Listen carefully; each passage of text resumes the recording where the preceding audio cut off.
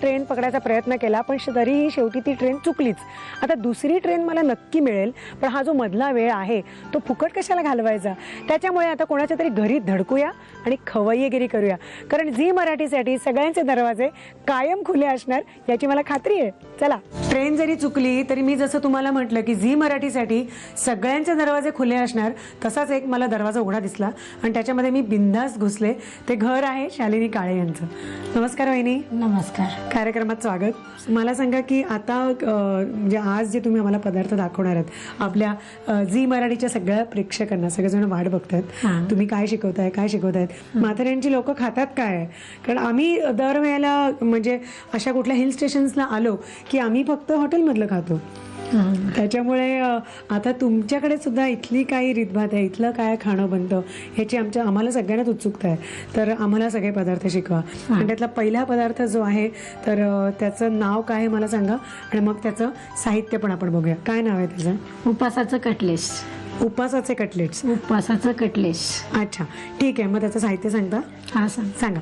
उबाळलेली केळी, उकडलेला बटाटा, वरीचं पीठ, मिरची, काजू, मीठ, शेंगदाण्याचा कूट आणि लिंबाचा रस. साहित्य तुम्ही बघितलात काय काय घेतलं ते.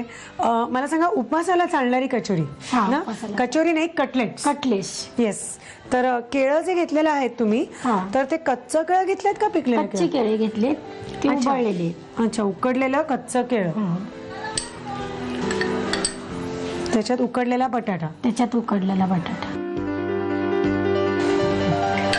उकडलेला बटाटा आणि उकडलेलं कच्चं केळं ह्याचं काही प्रमाण ठेवलेत का तुम्ही, का अंदाजे केले? अंदाजे. आपल्याकडे ऍक्च्युली जे जास्ती असेल ते जास्ती घालायचं आणि जे कमी असेल ते कमी घालायचे. एवढा वास ना बटाटा. ठीक आहे. आता काय हवंय? आता मिरचीची पेस्ट ना? पेस्ट. फक्त मिरचीची पेस्ट. ओके. आता ते शेंगदाण्याचं कूट हे ना? ते भरपूर चालेल ऍक्च्युली का? द्या मी चमचा दुसरा देते. काय आता आपलं मीठ आणि लिंबाचा रस राहिला ना? आणि हे जे पीठ आहे ते कसलं आहे म्हणालात तुम्ही? वरीचं पीठ. वऱ्याच्या तांदूळाचं पीठ. ते बांधून येण्यासाठी का? लिंबू रस.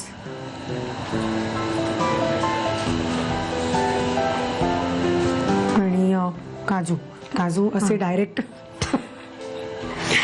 आणि ती वरीचं पीठ नंतर घ्यायचं. आता हे एकत्र करून घेते मी. हातानेच करायला लागेल ना? हाताने हे सर्व मिक्स करायचं आणि त्याचं मग कटलेस बांधायचे. अच्छा. आणि वरीच्या पिठाचं हे लावायचं वरनं बाहेरून.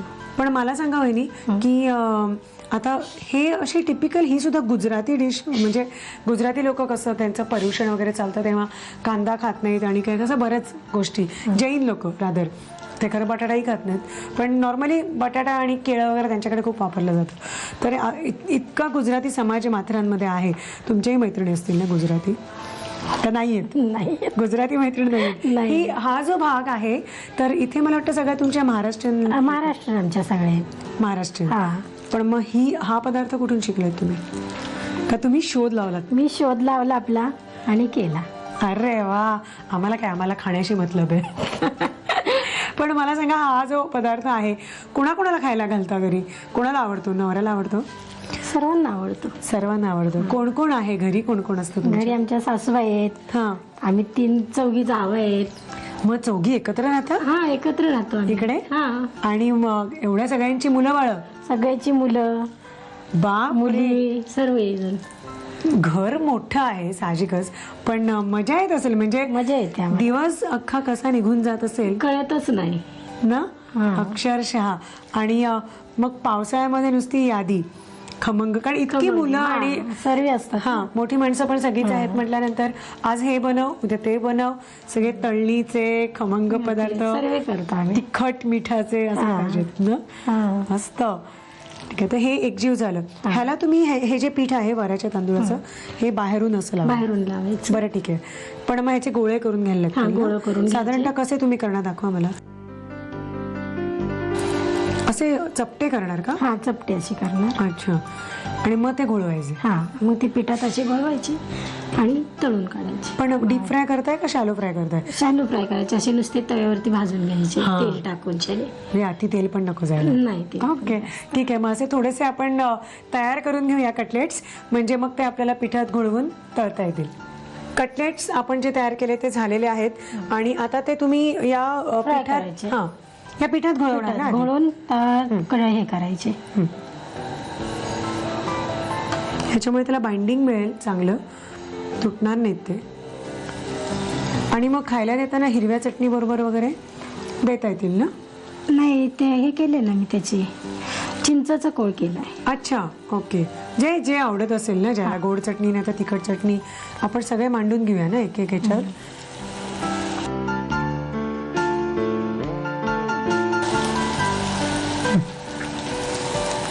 दोन्ही बाजूनी कुरकुरीत करून घ्यायचे. डीप फ्राय केले तर फारच ते असे तेलकट होतील नाही का? तेलकट होते ते एकदम. फारच तेलकट, कारण केळं वगैरे तसं मऊ आहे, तर त्याच्यामुळे ठीक आहे. डीप फ्राय चांगलं होणार नाही ते. थोडंसं घालू ना? हा, थोडे.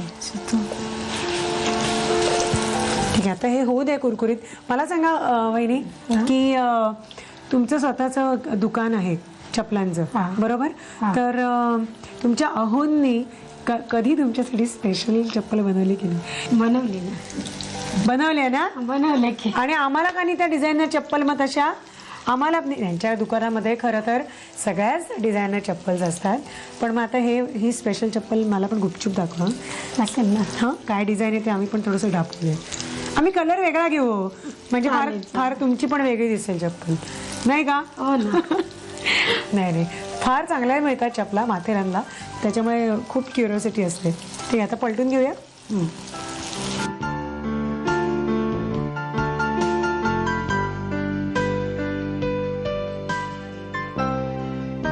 ठीक आहे, आता दोन्ही बाजूनी होतं, म्हणजे आज दुसऱ्या साईडनी पण ते होत आहे चांगलं. तर अति काय ते ब्राऊन करायची गरज नाही आहे, कारण पांढरे जिन्नस आहेत म्हटल्यावर ते अति ब्राऊन नाही चांगलं वाटणार. तर हे आम्ही करून घेतो. तर तोपर्यंत तुम्ही साहित्य आणि कृती घ्या.